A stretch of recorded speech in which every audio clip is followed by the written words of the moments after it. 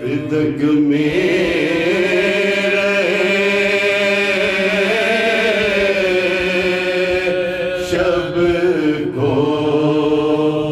زینب نے کیا یاد بہت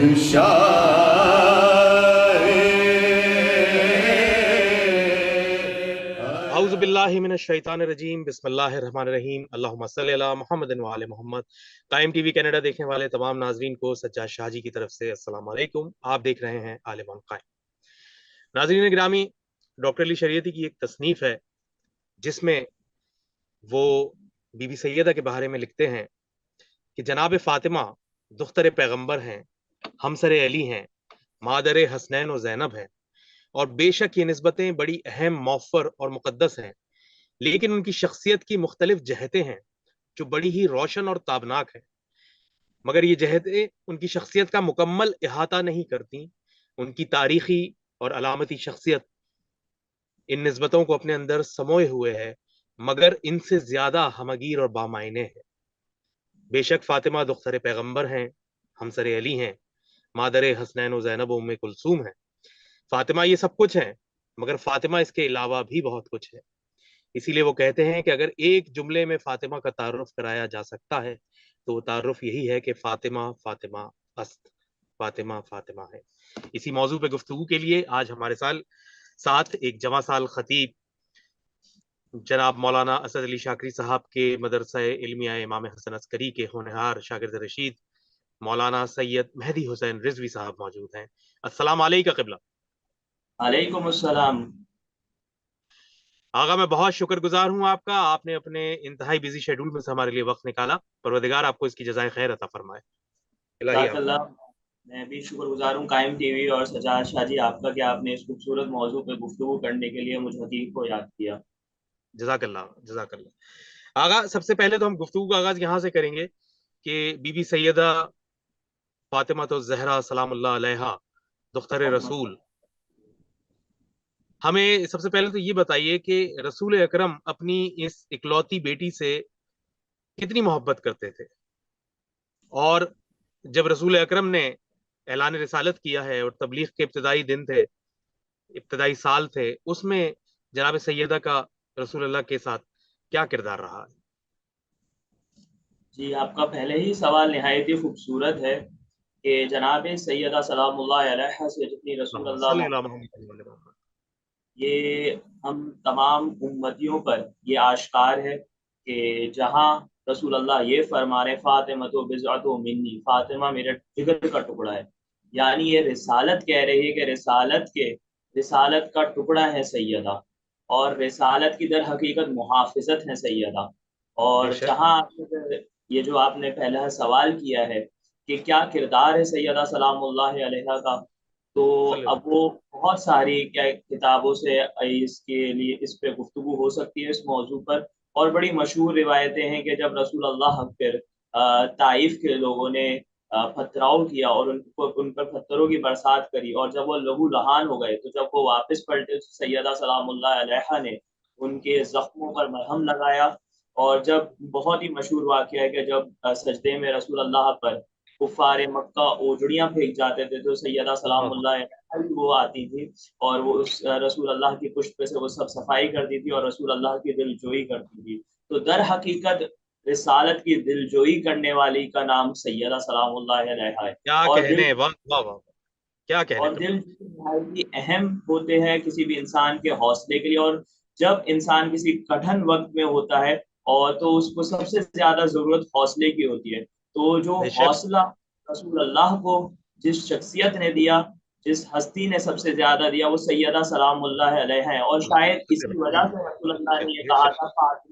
فاطمہ میری ماں ہے۔ ام ابیہا جو لقب دیا گیا شاید سیدہ سلام اللہ علیہ کی ان کاوشوں کے سلسلے میں جس طرح سے انہوں نے رسالت میں معاونت کری، تو شاید اسی وجہ سے رسول اللہ نے یہ بے ساختہ کہا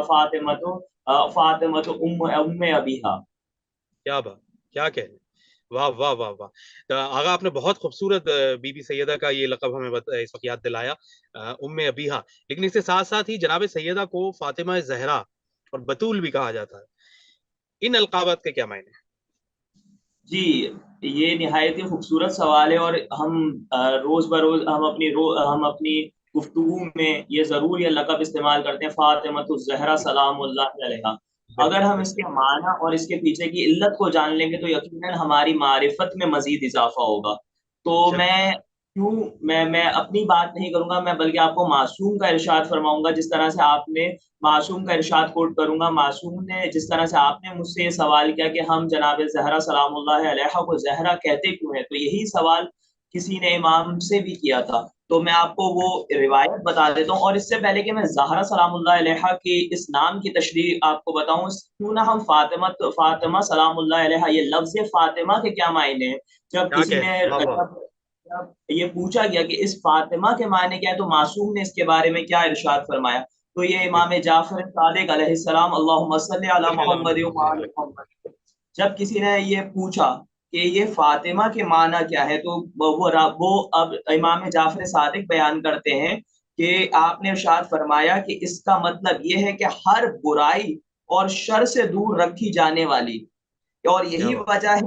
کہ آپ کے نکاح کے لیے حضرت علی امیر المومنین جیسی مقدس ذات والا ذات وہ صفات کا انتخاب والا صفات کا انتخاب کیا گیا. آپ کے علاوہ اولین اور آخرین میں از آدم تا قیامت جناب فاطمہ کو کوئی ہمسر ہی نہیں ہے.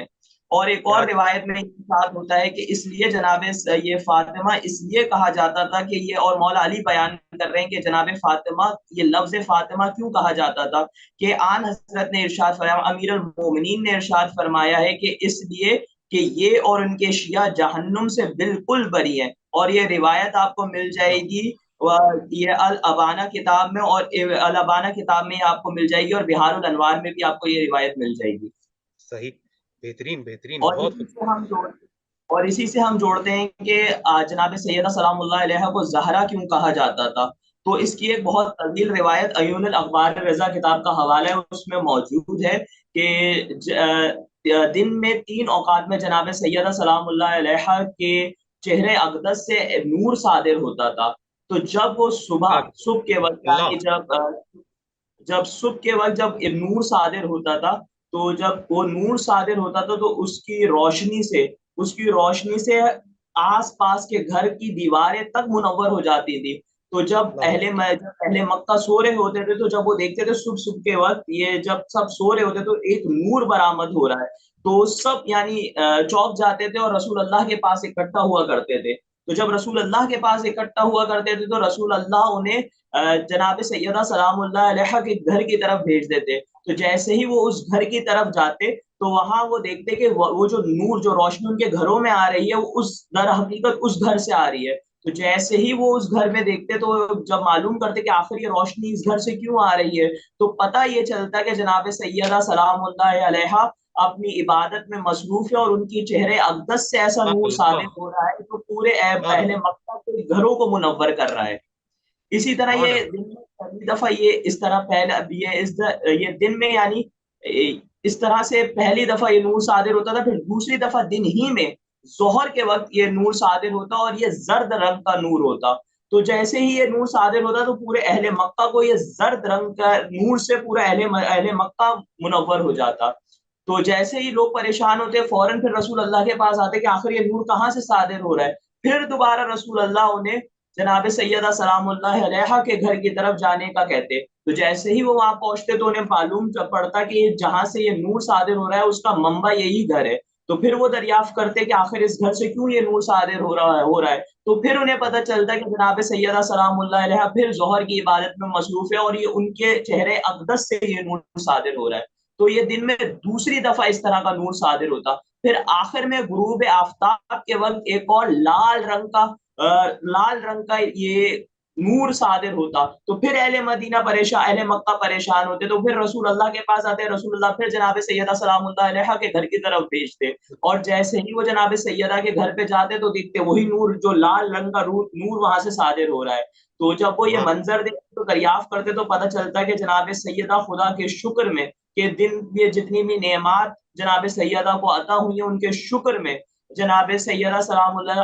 اللہ علیہ خدا کی حمد بجا لا رہی ہیں، تو یہ نور سبحان جناب اللہ، سیدہ سے صادر ہو رہا ہے. تو اس علت کی وجہ سے جناب سیدہ سلام اللہ علیہ کا ایک لقب زہرا بھی کہا جاتا ہے، اور یہ روایت عیون اخبار رضا میں موجود ہے. جو ہمارے سامعین دیکھ رہے ہیں تو وہ اس کا مطالعہ بھی کر سکتے ہیں تفصیلی طور پہ. صحیح اور ساتھ ہی صحیح، ساتھ کیوں نہ ایک اور لقب کی بھی وضاحت کی جائے کہ جناب سیدہ کا ایک مشہور لقب ہے بطول. جی تو اس طرح تو یہ بطول جناب سیدہ کو کیوں کہا جاتا ہے؟ تو امام علی سے روایت ہے کہ امام علی سے کسی نے پوچھا کہ جناب سیدہ کا ایک لقب ہے بطول، تو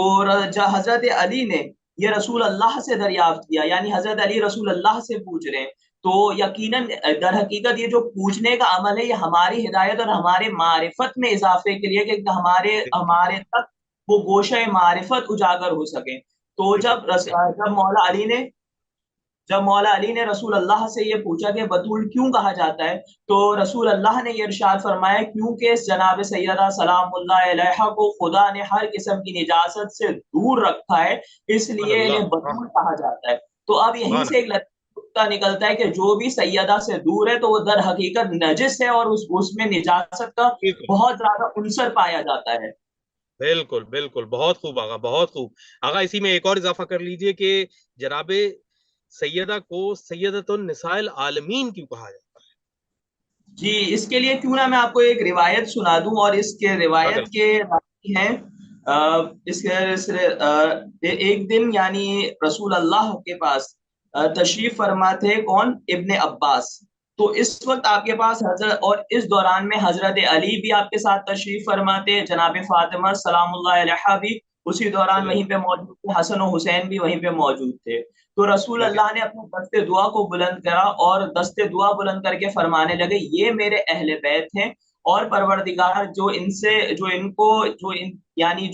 سے محبت کرے تو بھی ان سے محبت کر، جو ان سے دشمنی کرے تو بھی ان سے دشمنی کرے. اور اس کے بعد حضرت علی کی جانب متوجہ ہوئے اور فرمایا اے علی تم میری امت کے امام ہو یہیں اس پہ، اور میرے بعد تم میرے خلیفہ و جانشین ہو، راہ جنت میں مومنین کے قائد و رہنما ہو. اور گویا میں اپنی بیٹی فاطمہ زہرا سلام اللہ علیہ کو دیکھ رہا ہوں کہ وہ محشر کے روز باقی نور پر سوار ہو کر آئیں گی، اور کیا ان کے کہنے، داہنی 70,000 فرشتے ہوں گے، باہنی جانب بھی 70,000 فرشتے ہوں گے، آگے بھی 70,000 فرشتے ہوں گے، اور سبحان اللہ، پیچھے بھی 70,000 فرشتے ہوں گے. اور اس عالم میں وہ جب آئیں گی تو قیادت کریں گے. پس جو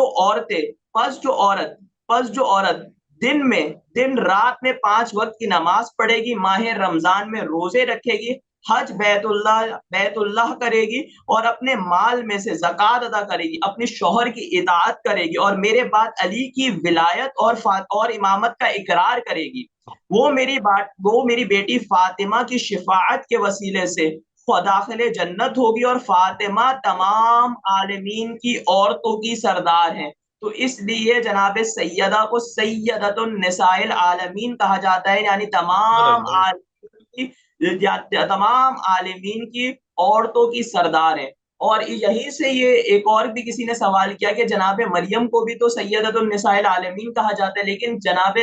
جناب مریم کو جو سیدۃ النساء العالمین کہا جاتا ہے اور جناب سیدہ کو جو سیدۃ النساء العالمین کہا جاتا ہے، اس میں فرق کیا ہے؟ تو اس کا فرق یہ ہے کہ جناب مریم اپنے دور کی عورتوں کی سردار تھی، لیکن جناب سیدہ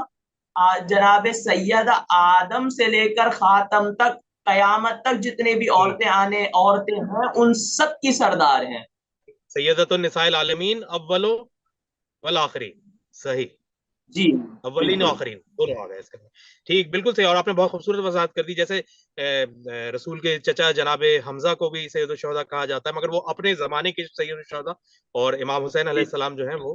ہمیشہ کے لیے تابت سید الشہداء ہیں. صحیح، بہت خوب آغا، بہت خوب. تو آغا اتنا خوبصورت لقب بھی ہے، اور بی بی کی یہ اتنی آپ نے بہترین یہ ذمہ داریاں بھی بتائیں جو پروردگار عالم کی طرف سے ان کے سپرد ہیں. تو پھر جو قرآن سے پہلے پچھلی آسمانی کتابیں ہیں، کیا ان میں بھی ہمیں بی بی کا ذکر ملتا ہے؟ جی یہی کیا کہتے ہیں کہ کتاب میں نے ایک روایت اس سے متعلق پڑھی تھی، اور اس میں یہ ہے کہ جناب سیدہ سلام اللہ علیہ کا ذکر انجیل میں موجود ہے، اور حماد عبداللہ بن سلیمان سے روایت کی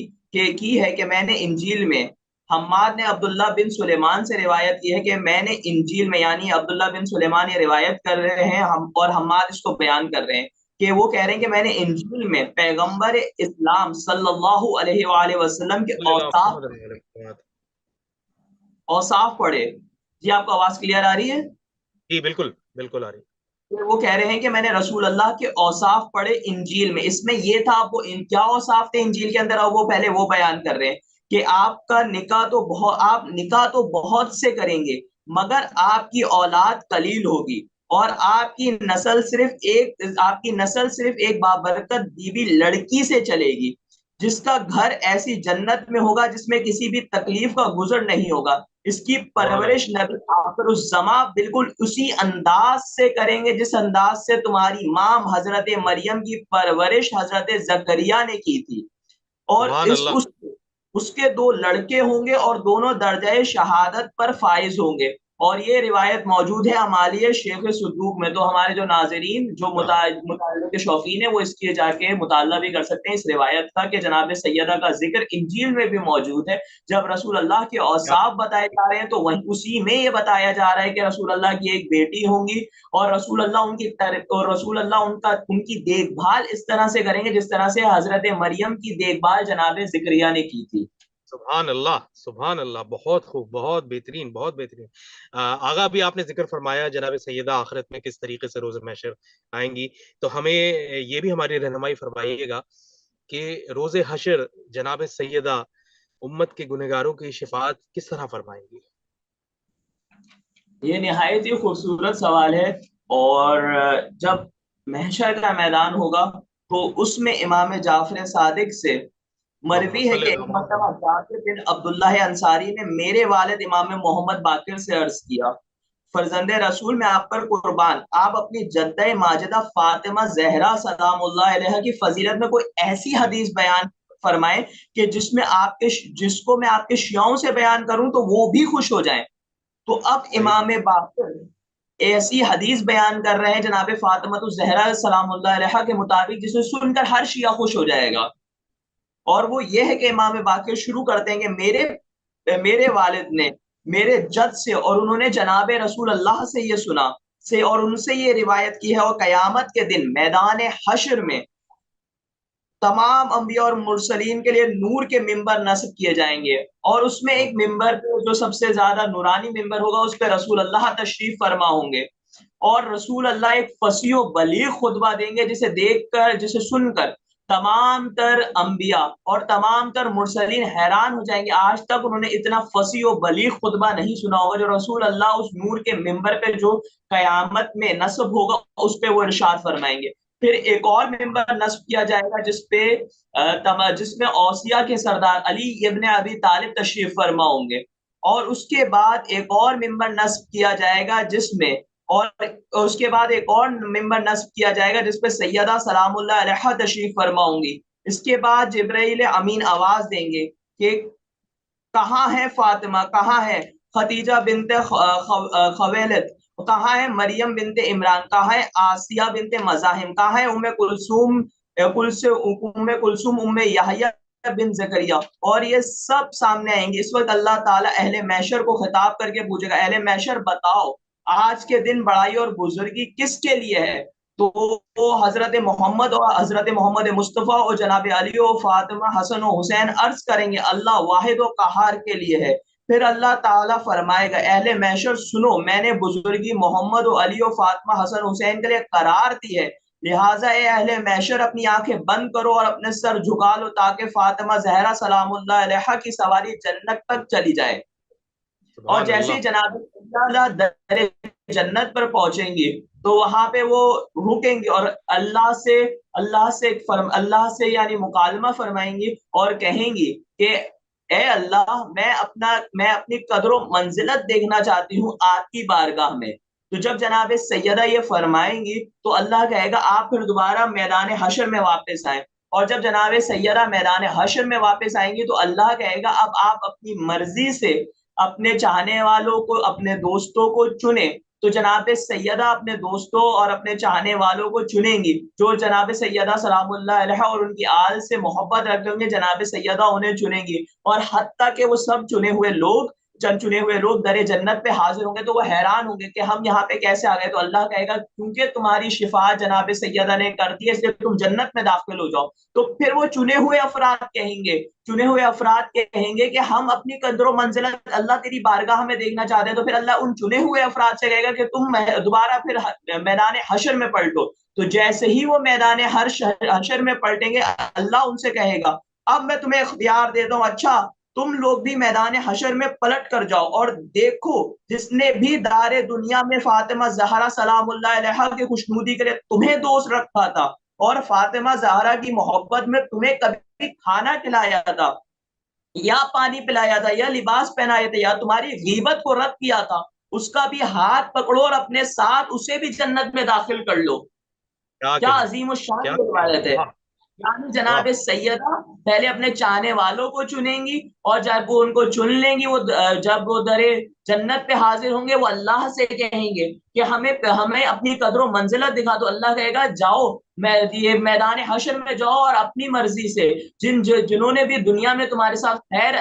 خیر کا کام کیا جنہوں نے تمہاری خدمت کری جنہوں نے تمہیں سہارا دیا جاؤ اب تم جا کے انہیں چنو تو وہ پھر انہیں چنیں گے اور ان کی بھی شفاعت ہو جائے گی ساتھ یعنی سیدہ کے چاہنے والوں کا کیا مرتبہ ہے کہ وہ دوسروں کی بھی شفاعت کرا رہے ہیں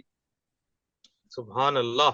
سبحان اللہ سبحان اللہ بہت بہترین آغا جزاک اللہ سلامت رہیے آپ نے بہت ہی اس وقت روح پرور ایمان افروز گفتگو کی ہے پروردگار آپ کو جزائے خیر عطا فرمائے آپ کو تادیر سلامت رکھے آپ کو بہت دین و دنیا کی کامیابی عطا ہو آپ اسی طرح ہماری علمی رہنمائی فرماتے رہیں میں بہت شکر گزار ہوں آپ کا کہ آپ نے ہمارے لیے اتنا بہترین